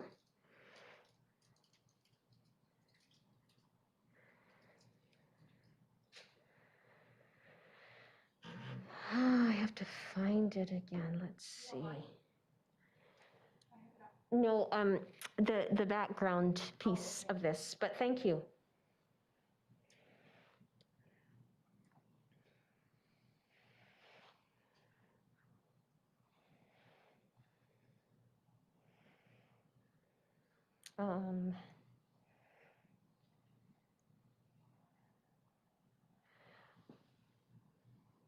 Okay. So I have brought forward this proposed resolution for Silga. This is our last opportunity to do so at a regular council meeting. I'll introduce it and then I'll bring forward the resolution. A diverse group of leaders serves the public better when they reflect the diversity of the communities they serve. This is true of nonprofit, for-profit, and all levels of government. At the local government level, council and regional district members provide the services people rely on most and make decisions on matters that ideally build a healthy, inclusive, and sustainable community. When people with diverse perspectives and experiences are elected to local government office, it creates the opportunity to have better debates and discussions about the community's future. And I would say that our council is a perfect example of that, with our various lived experiences and perspectives. Diverse candidates, including, among others, young people, parents with young children, especially pregnant and new mothers, and those with lower incomes may experience several barriers. Over the past couple of years, in speaking with local government colleagues and people potentially interested in running for local government, one of these barriers is remuneration. Elected officials are neither considered employees, staff, nor contractors. Remuneration is relative to the hours local government officials spend on their work, a small stipend. There is limited access to benefits such as extended health coverage and no access to extended sick leave or maternity or paternity leave. Local government council or board members can only subscribe to an extended health plan. Costs are fully borne by the elected official if at least 3 members of the same council or board wish to do so. This option is only available for a limited time to a newly elected council. This resolution proposes that UBCM and the province work to establish an extended health program for local government officials with the goal of reducing the number of barriers to attracting more diverse voices to run for elected office. And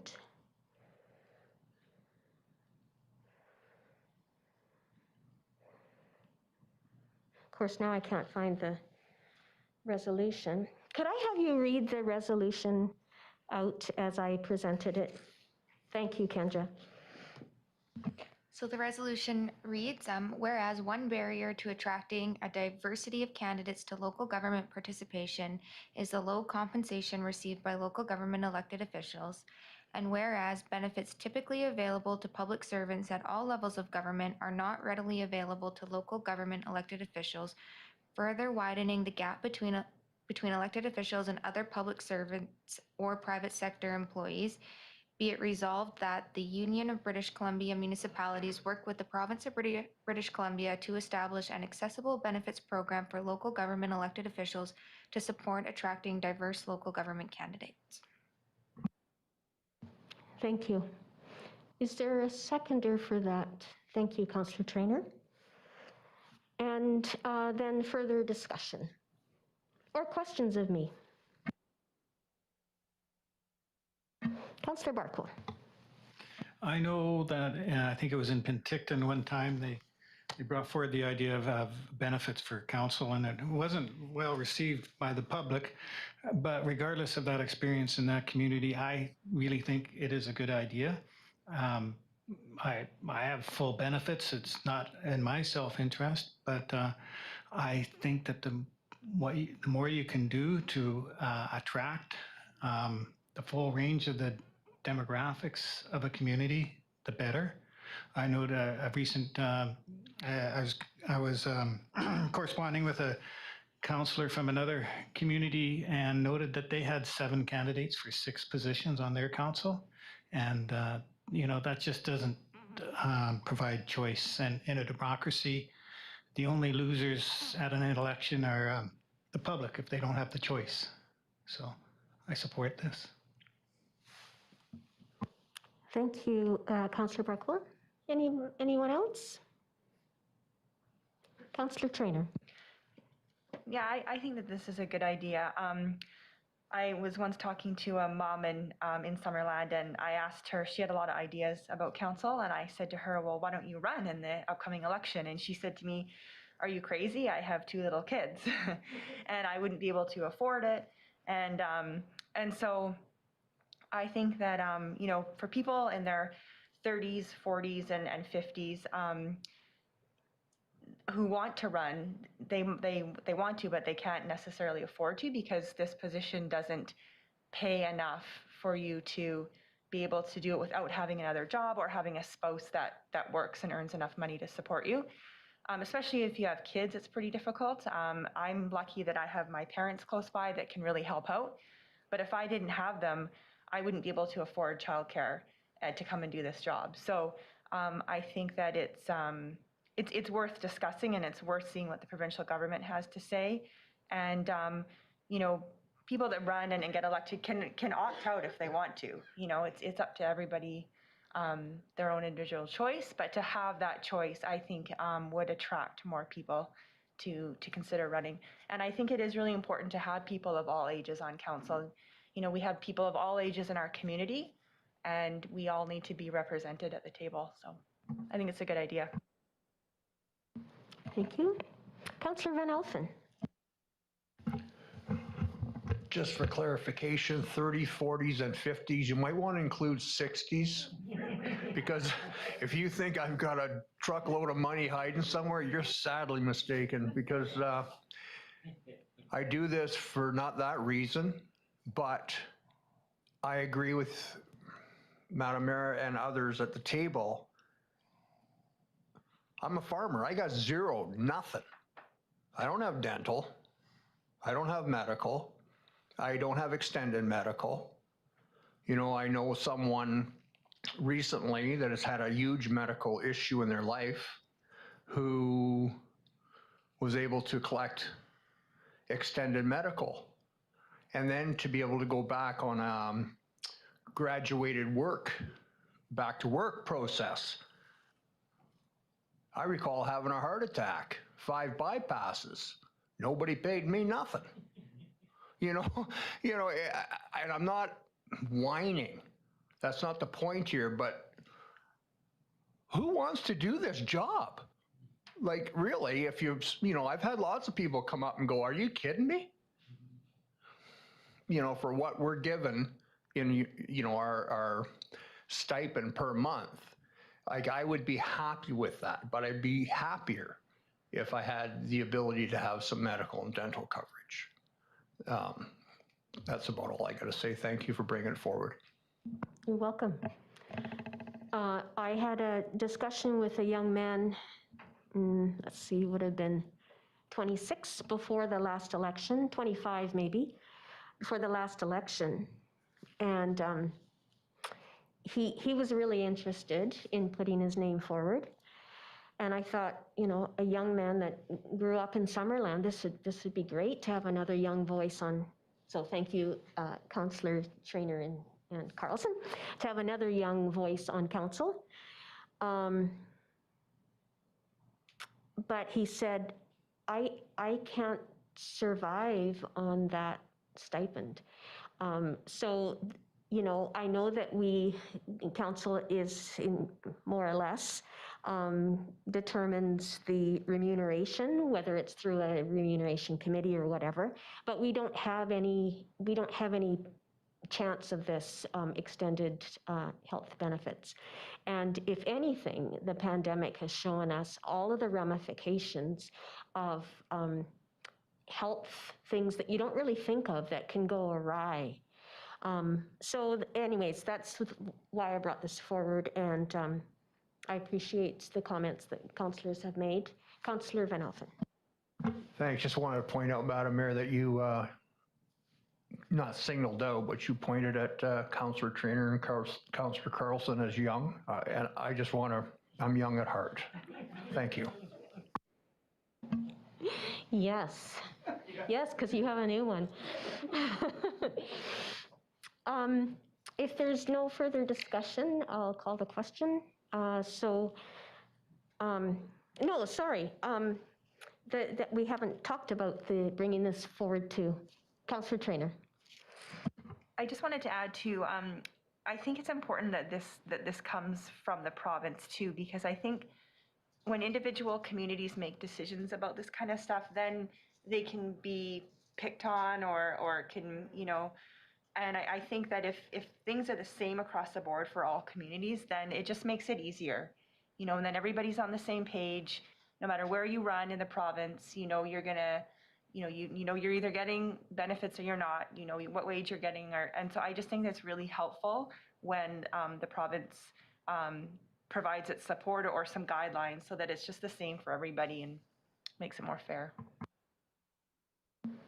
Okay, could I have someone bring forward the resolution that's there, please? So it's not the resolution that Kendra just read out. That's the resolution that will go forward to the SILGA Resolutions Committee and the UBCM Resolutions Committee. But if someone could bring forward this resolution, please, that's in your staff report. Councillor Van Alphen. Thank you, Madam Mayor. That council support the submission of the resolution benefits for local elected officials to the Southern Interior Local Governments Association, SILGA, as attached to the report of the corporate officer dated February 14th, 2022.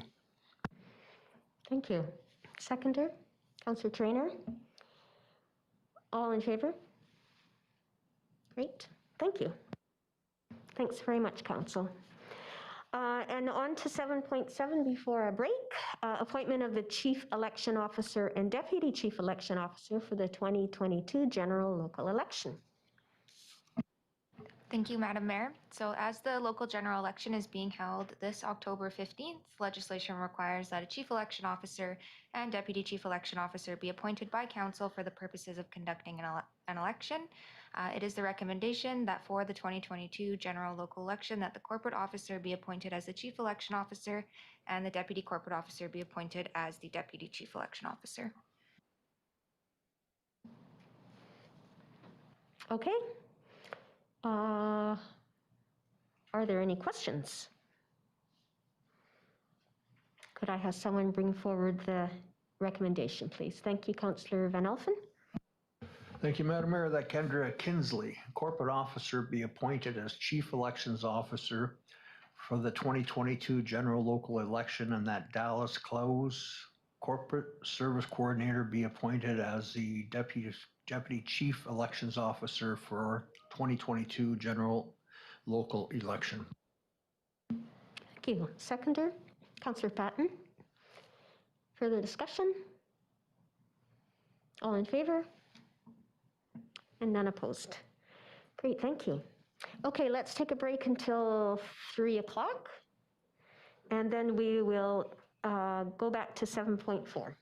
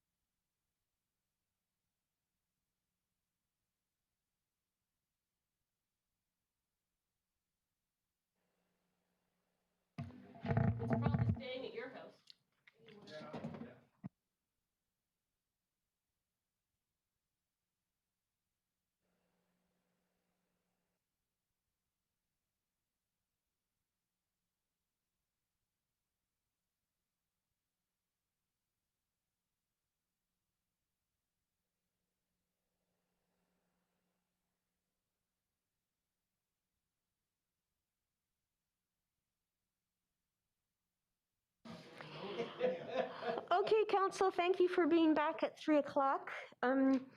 As you know, we have another meeting directly after this. So we have allowed 15 minutes for now, and then we will resume this evening on this bylaw. Okay, so the reason we're doing that is because, of course, this is a big deal, and we need to have the chance to speak our minds and have discussions. So we'll open with CAO Stat. Thank you, Your Worship. One of the pillar goals of the province's Clean BC plan is to reduce GHG emissions from buildings more than half by 2030. The review and update of the district's building bylaw has been a strategic priority project since 2019. Council actually created the Development Process Improvement Advisory Committee to support our updating and modernization of the building bylaw and the associated processes and innovation. Additionally, the district's community energy and emissions reduction plan provides as a high priority action plan item that the district become an early adopter of BC's Energy Step Code. The province of BC is moving forward with their Clean BC plan, which includes requiring the adoption of the BC Energy Step Code prior to the end of 2022, and for all homes to be constructed at a 20% or greater energy efficiency level than the BC Building Code. As will be discussed shortly, the draft building bylaw and fees and charges amendment bylaw include the adoption of the BC Energy Step Code for simple Part 9 residential buildings and other elements for greenhouse gas reduction, identified as action items in the district's community energy and emissions reduction plan. The Municipal Insurance Association of British Columbia has created a model building bylaw that responds to the Building Act, the Step Code, and the 2018 BC Building Code for use by member local governments. So we've actually used this model bylaw to support our draft bylaw creation for Council's consideration today. Finally, I want to point out that as part of our commitment to customer service and responsiveness, we have actually also included a maximum timeline standard, which, if adopted, would require that upon receiving a complete building permit application, district staff have a maximum number of working days, depending on either a complex or a simple building, of course, but a maximum number of working days to either issue or refuse a building permit. We are proposing a fee refund of 20% if notice of permit issuance or denial is not provided in the allotted time period in the bylaw. And with that, I'll turn it over to Mr. Dolovit, Director of Development Services, to run through these slides on his presentation. Thank you. Thank you, CEO Stat. Just before I get going here, I just want to say as well, I'm extremely happy to be presenting this draft building bylaw for Council's consideration today. It's been a fruit of many months of work behind the scenes with engagement activities, which I'll get into with our committees, including our Development Process Improvement Committee, and also engagement with our local builders. So I'm happy to be presenting it now for Council's review and consideration. So some background information before getting into the actual bylaw itself. The Building Act was a new act that came into force in 2017 that basically the province brought forward to create some consistency across all local governments and how they administer the BC Building Code. The new act, Section 5 of the act, restricts the local government's ability to set technical building requirements that are also set in the BC Building Code. There are some items that are still left unrestricted, and these are the terms that the province uses, unrestricted to local governments to have flexibility at the local level in implementing technical requirements. And so just listing a few of these unrestricted items, one of which is the implementation and adoption of the BC Energy Step Code, which may be changing in the future with the Clean BC plan that CEO Stat referenced. Authorities of the Local Government Act for development permit areas. And just another example is fire sprinkling bylaws that were adopted prior to December 15, 2017. And actually, we do have a bylaw that is referencing fire sprinkling adopted prior to that date. But just an important note here is that if there's any other building requirements that are technical building requirements that are included in any local bylaw, it doesn't have to be a building bylaw, but that they're also addressed within the BC Building Code. Those building requirements are now considered null and void and of no legal force. And the BC Building Code is the ultimate deciding factor for those technical building requirements. CEO Stat also mentioned the MIA-BC core bylaw, that this is an added value item that the Municipal Insurance Association of BC provides local governments as template core bylaw that was updated with the new Building Act as well as the 2018 Building Code, and provided to small communities like ourselves in bringing forward new building bylaws, which this draft does follow for Council's benefit. So with regards to the Clean BC plan, again, for Council's context, the Clean BC plan basically sets as a target by the year 2032 that all new buildings constructed be net zero ready or energy efficiency ready by that time frame. So if you're looking at the actual BC Energy Step Code process, that's effectively step 5 of the BC Energy Code is what they've set as a target by that date. To get there, they've provided as an interim target of the end of this year, December 2022, that all new buildings constructed must be at a 20% energy efficiency level, better than the BC Building Code. So that 20% better level is at step 3. So we are expecting that the province will eventually make step 3 mandatory for all local governments in BC as soon as possibly the end of this year or early next year. And so in order to get ahead of that, we wanted to provide an implementation process as part of this building bylaw process to get our builders familiar with that process before it becomes mandatory from the province.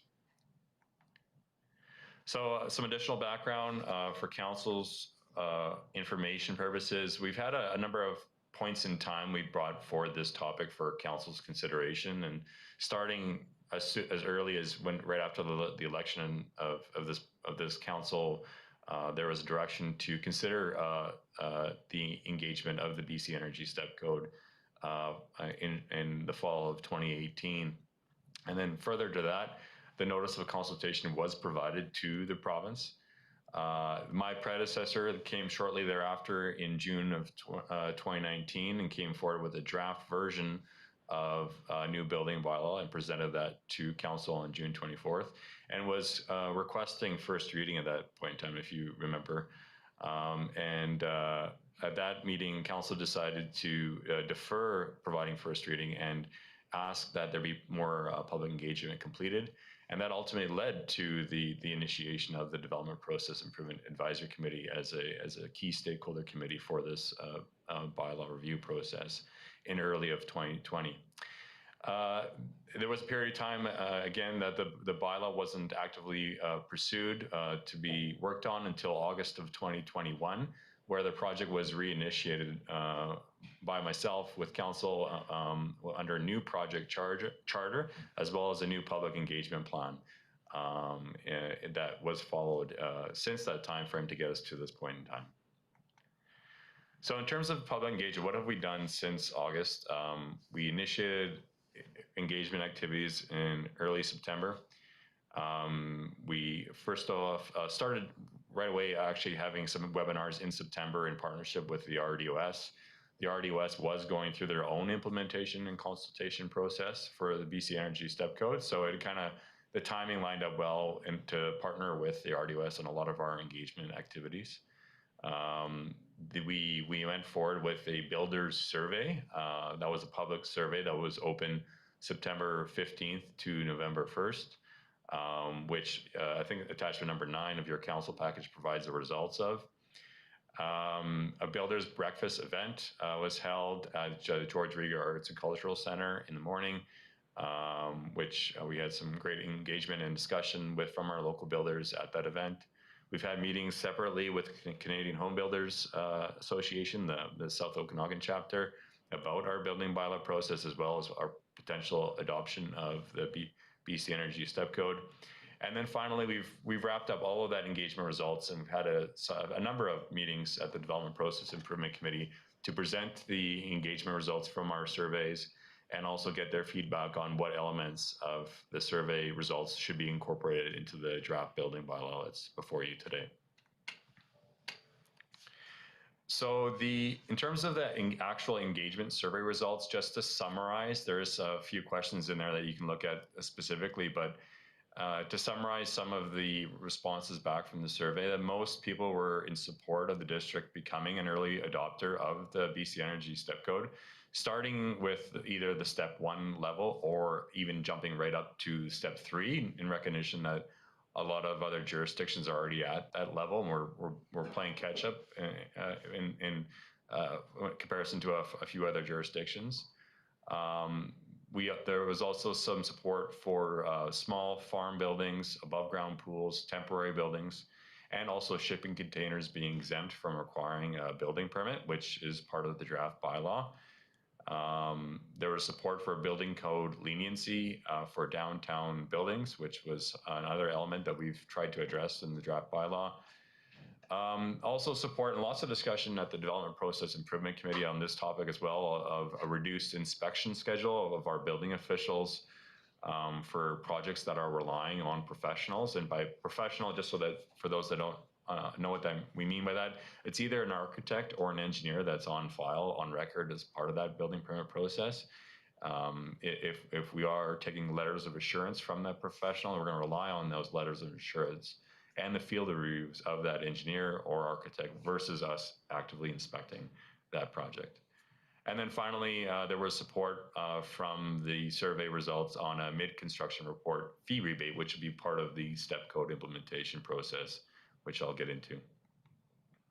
Okay, if we've still got time, I'm going to keep going here into the draft building bylaw elements of the draft that's before council today.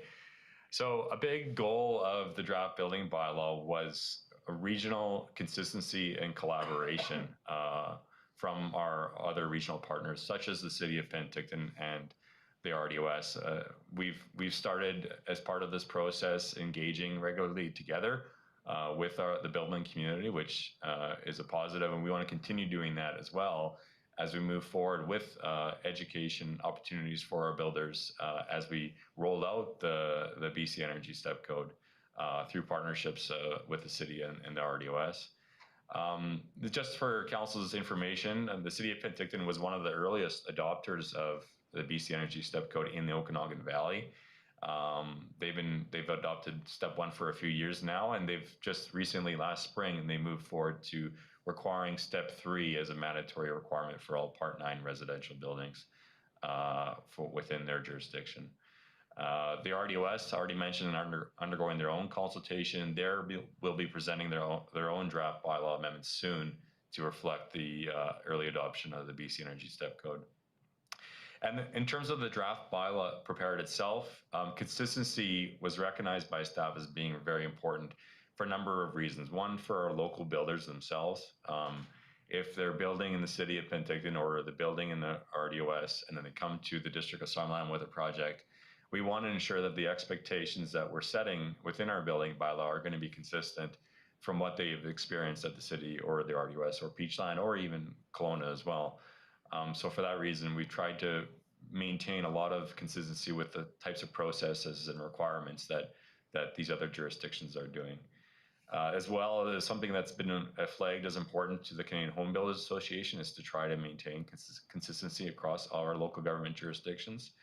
And then finally, more looking district inward is looking at our software grant project that we're, as another key development process improvement project of councils, is we see some potential for partnering with the RDOS and or the City of Penticton in the future with software, with having a regional portal perhaps for applicants, and the closer aligned our building bylaws are going to make it easier to implement that type of shared software service. So that's another reason why consistency was felt to be important. Time's up. Thank you, Brad. That's great to at least get us started on this. And then we'll resume tonight. Do we need a resolution to defer to tonight's? Yes. Would someone like to, thank you, Councillor Van Elfen and Councillor Barkle. Any questions about that? All in favor? Great. And then we'll hear from you at the beginning of tonight's meeting where it sits on the agenda. Is that correct? Okay, good. Thank you. Thank you, Brad. Appreciate that. And back to you, Kendra, again. Is there anybody waiting, public or media? Okay. So could I ask, thank you, Brad, again. Could I ask if someone would bring forward the resolution to close the meeting to the public? Councillor Van Elfen and Holmes, all in favor? Thank you.